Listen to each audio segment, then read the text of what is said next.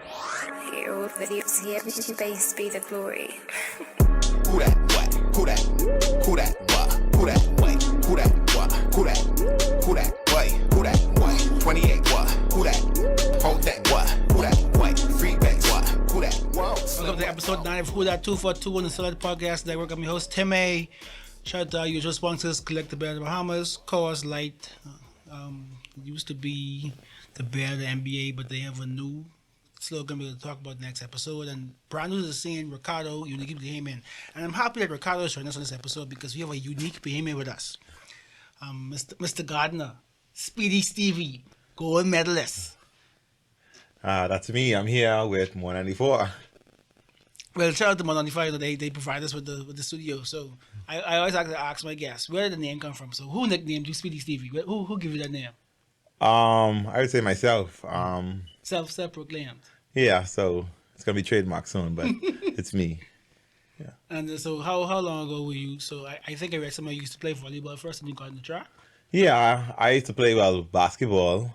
My father wanted me to be a basketball player, and I hated it. And sometimes he would take me. I would go to like basketball games on the weekend to play like a small little camp on the weekend, and I would not want to play. But then I got into volleyball in high school, and I would play with my cousins sometime and their church and stuff. So yeah, volleyball was my first love, and then I branched over to track and field. So, and it was never a time where you look back and say, maybe I should have did volleyball. No, because things didn't work out in track, then I'd be like, yeah, I'm going back. But because everything has been so sweet, I don't regret a thing. No. So I think it was 2015 you had your first, when people crying, like, okay, this is the next stuff. Talk to me about that year, 2015, your first professional race. Just talk to me about that. 2015 was my breakout year. 2014 was me leaving the amateur world to go over to the professional world. And I made a pretty sweet transition doing that, from amateur to professional. And for me, I think the journey has been amazing ever since. Yeah. So 2015, 2016 Olympics come, I think it was in Rio, and everyone was saying, oh, this is the one, he win a gold. Talk to me about not getting your gold, and were you ever like, okay, I'm still young, I didn't get it, maybe I gotta give up. Just talk to me about the emotions at the Olympics. You didn't achieve a gold back then. Yeah, 2016 was just a very complicated time for me. In 2016, my first Olympic Games, I didn't get to make the final, which I wanted to do so bad. But nevertheless, we walked away with a bronze medal as a team in the 4x4. Which is still a big thing, I never met like you have something that most Bahamians will never have, Yeah, and to walk away with a medal at my first Olympic Games, okay, that was fine. But I really wanted to be in the final and to be on the podium, so I had to wait 5 years. And normally because of the pandemic, yeah. Because of the pandemic, normally it's been 4 years. I had to wait 5 years, but it just gave me more time to prepare. And Tokyo, coming off of the World Championships in Doha in 2019, it was amazing. They put me in. That's when you win your gold medal. My gold medal in the World Champs, and it put my head and myself in a good spot to have the opportunity to do it again in Tokyo 2020. But because of the pandemic, it was a delay. But I think the delay was a good thing because the World Championships was far later on in the year, October, when we're normally finish our season in August, So usually be like 2 months after, right after. Yeah, so once we finish in August, we'd have a longer break. Our break was super short, but the pandemic helped give me more time to rest and prepare. And Tokyo 2020, we did it, So before we get the big goal, so the typical sports track fan really don't know what goes. So talk to me about what it takes, because they need to see maybe a couple of videos on Instagram and pictures. Yeah. Talk to me about a typical day that a track starts to go through and over time to just mind, body, just train. Okay, so a typical day would be, for example, a Monday.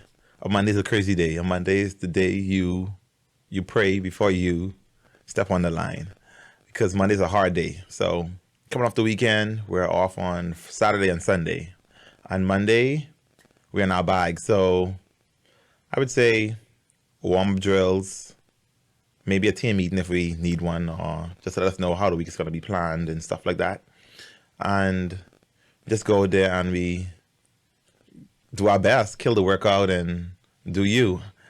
After the workout, it would probably last like maybe 2 hours, or 2 hours. I would say would be the whole training session. And after that, we would go to weights. So we have an hour in between, and we would go to the weight room. And the weight room normally lasts whenever you finish. So if you want to keep going, all the reps, you don't want to take a break, or you take a small break, then that's on you. But it's normally like maybe an hour max. And after that, you go home, or you go run your errands, and you chill, unless you have like therapy on a Monday, or you have a massage appointment after. But that's about it. Basically, you do that every week for months at a time. Myself, I train 4 days a week. Okay. Monday, Tuesday, Thursday, and Friday. Yeah. So But I would lift weights 3 days a week, Monday, Tuesday, and Thursday. And a lot of people who really don't get the behind. So you have therapy, so physical therapists, you have dedicated trainers. So just talk to me about your relationships with them, and does it make it easier or harder being close to them? Or It's easier. My coach and my gym instructor they work together. So he would send our gym instructor the workout, and he would fix it where he'd alter it for us, I should say, where they work hand in hand. So whatever he's doing on the track will affect what he's doing in the weight room. Yeah. And where's your favorite place to train? Other than home. Other than home, Greece would be my favorite place. Yeah.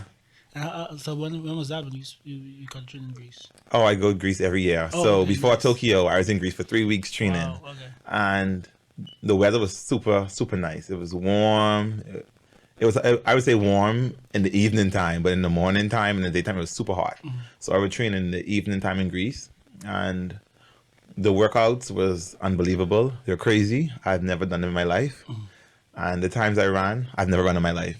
And that's how I know. Maybe something was in that Greece sun. Activate. They said the Greek gods and all that. That's how I know I was ready. And my coach told me, "You're ready." So we just went out there and we just repeat what we did in practice, and we just did it again in Tokyo. So our sponsor calls like, did you know that cold hard frog, but what calls like, it's called a silver bullet. I think you need to incorporate that into your, because I mean, you when you ran the race, I was watching him before I went to work, and I was like, wait, this boy ain't stop. Like, he just kept going.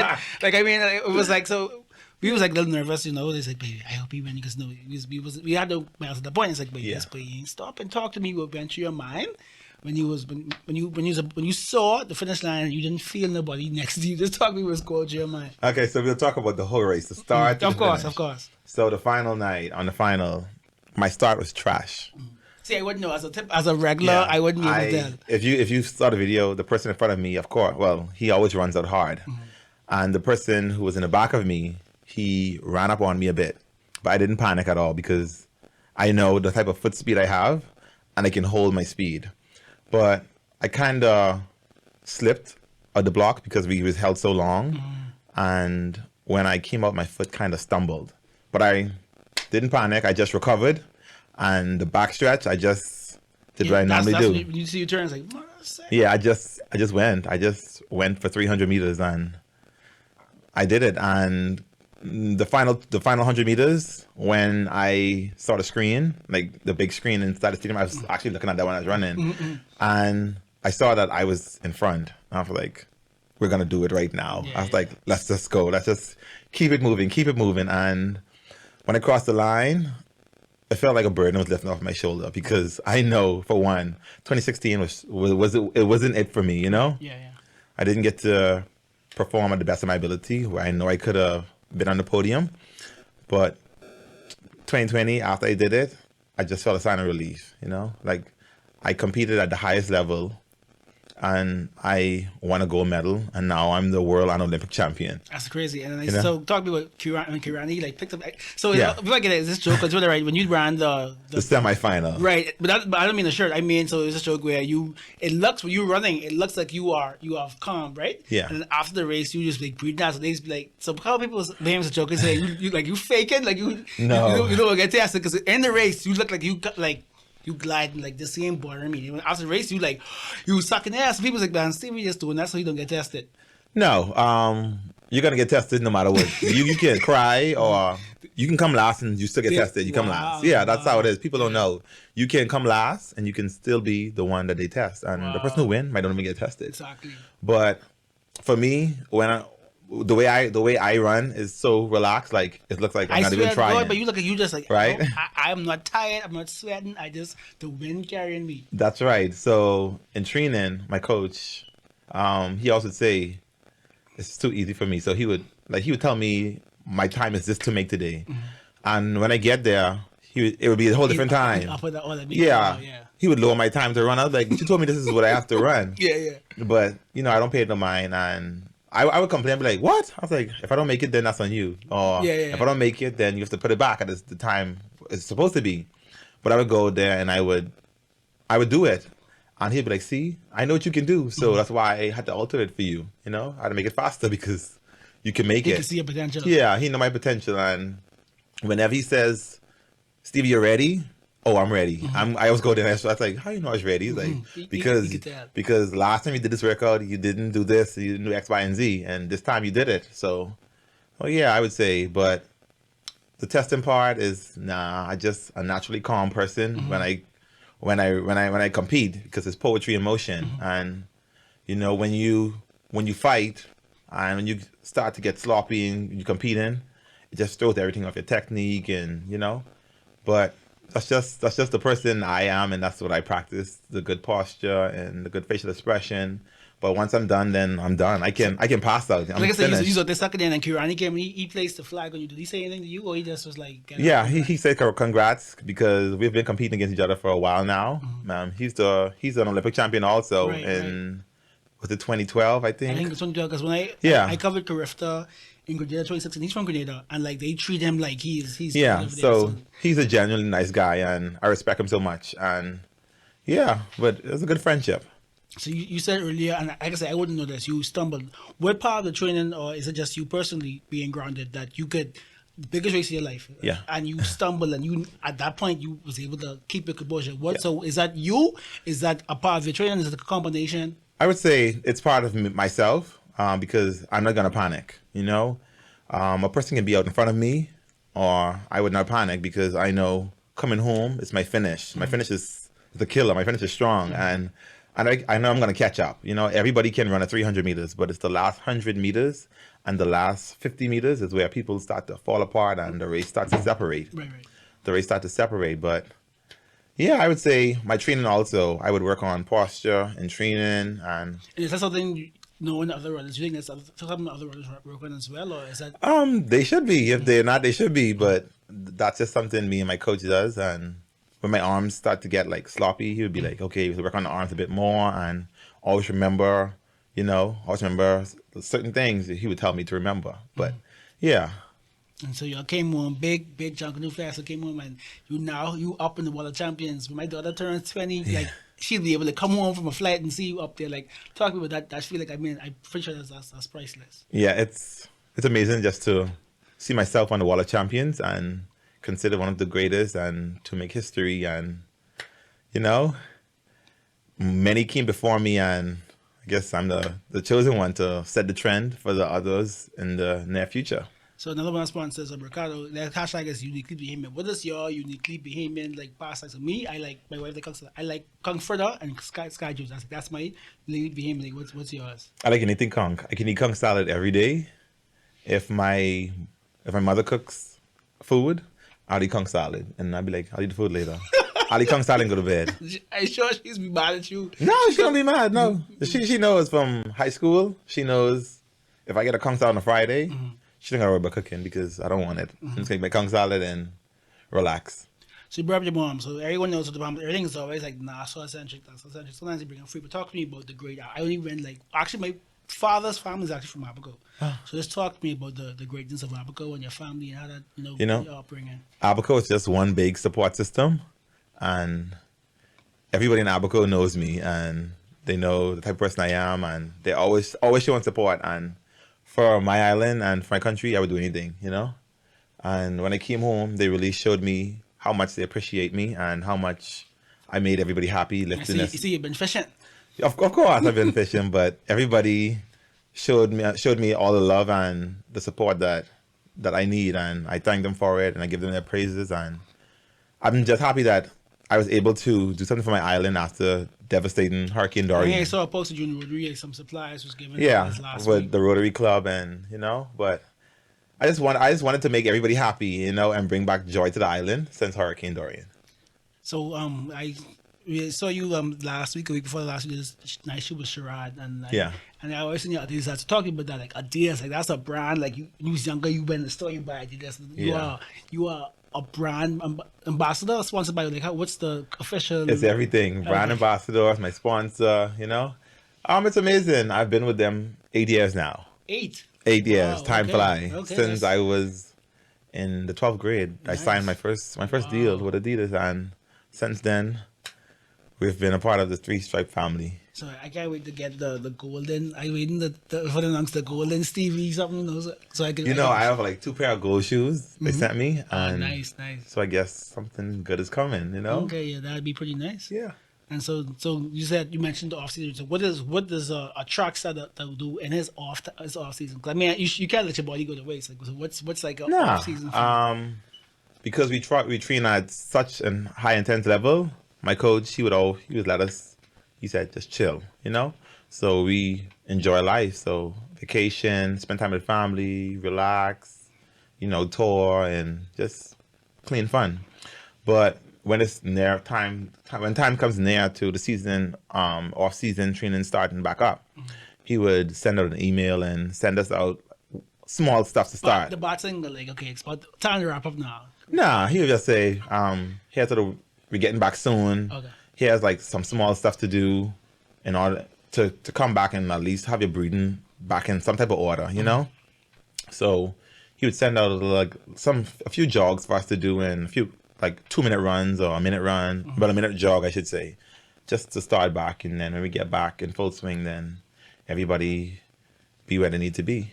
So it seems like track is only really popular around the time that it was quiet for 4 years. I know some diehard track fans who watch like every league. How do you feel like being a part of it? Like, what's the next step in track being like a year-long watch sport? Because I mean, you always have a basketball and football. Like, what do you think it's missing, or is it trending the right way? Because I mean, all of the stuff was happening with Shigari. Like that was a good media thing. Like, people started to pay attention because they want to see her because of her personality.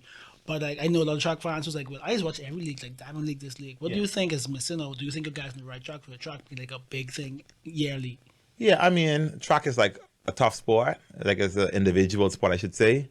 I don't even know how to talk about it because we have the NBA and the NFL. They're all like big teams and whatever. But track and field, I think track and field don't get the recognition that it should have. Because we train year in and year out for maybe 2 or 3 races. Yeah, a few races and a few seconds, to get a personal best, So that's just crazy. But I guess in the future things will be much better. So you used to be the young guy coming up. Now you're approaching the older stars. Is there any other younger track stars, Bahamian or otherwise, you're looking at or training on? Yeah, there's Wendell Miller. He's up and coming. He's young. He got second to me at our Olympic trials, and he's super talented. So he's got to be one of the next one. And there's another one. I think his name is Wanye. I can't remember his last name, but he's another one. Them two, they're gonna be a problem in track and field. And have any of them two or anyone coming up to you like asking for advice, like, hey Steve? Yeah, I would always encourage them, and I would always tell them good job. Like even when we compete, I was like, hey, good job, man. I'm happy for them because I know what it was coming into the sport and looking for people advice and people to just to help motivate me, But yeah, I would do it for them, And you can ask them, they're like, yeah, he encouraged me, and sometimes on Instagram they would message me and I would respond back and hey, how was it going? And if they compete, I would say good race and stuff like that, and just encourage them, because it's hard. Like without support.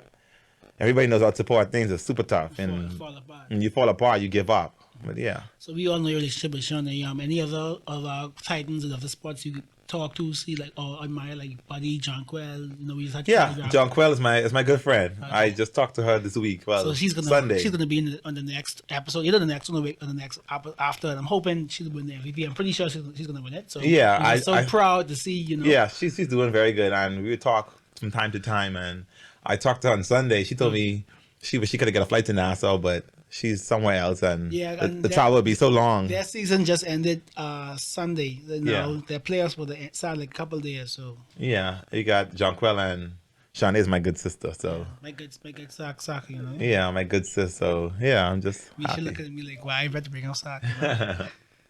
Yeah, but there's a lot of great Bahamian athletes, and even the past ones, the amazing ones. Like for example, LD's at tourism now. She's at tourism, and she's one of my biggest supporters, you know. She would message me so many times. She's so proud of me and keep on going, and just a lot of encouraging stuff. In the same vein, are there any other former athletes who are your mentors coming up, or even if you raced again? So like, yeah, and you mean internationally? or both, Bahamian or international? Yeah, I would say Jeremy Warner. I remember racing against him in 2017. Is it? No, it was in 2017.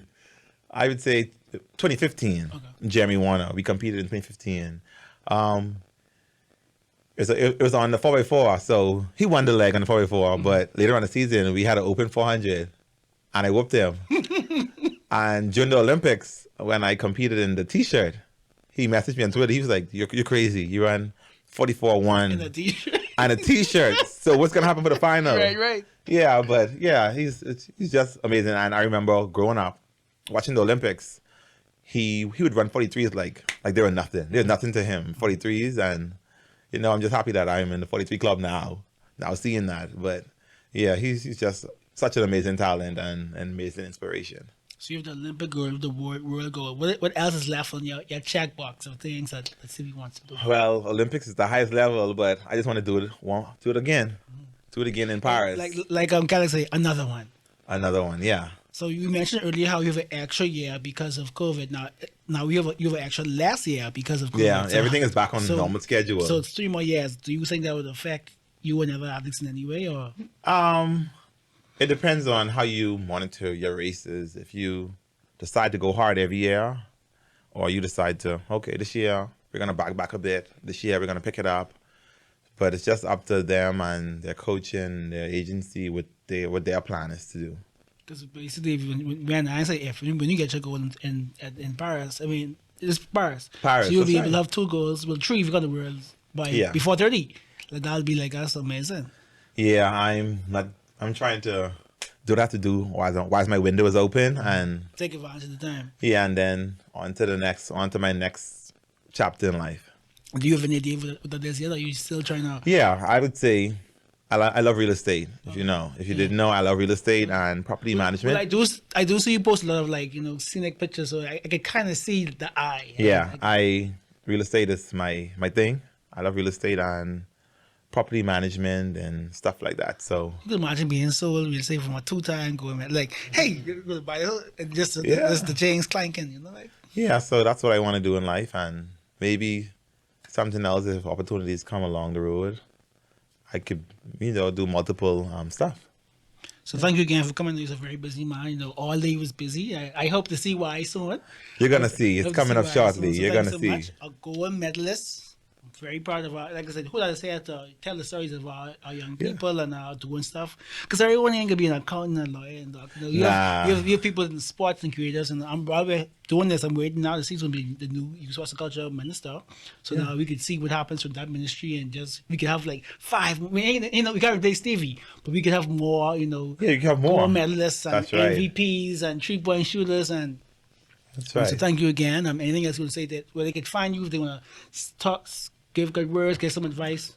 Yeah, Speedy Stevie on Instagram, Twitter, all platforms, Speedy Stevie, and shoot me a message, and let's just go with that. So thank you again. Shout out to Collect, Cause Light, Ricardo. This has been episode 9 of Food That, and this is Timmy. Who that?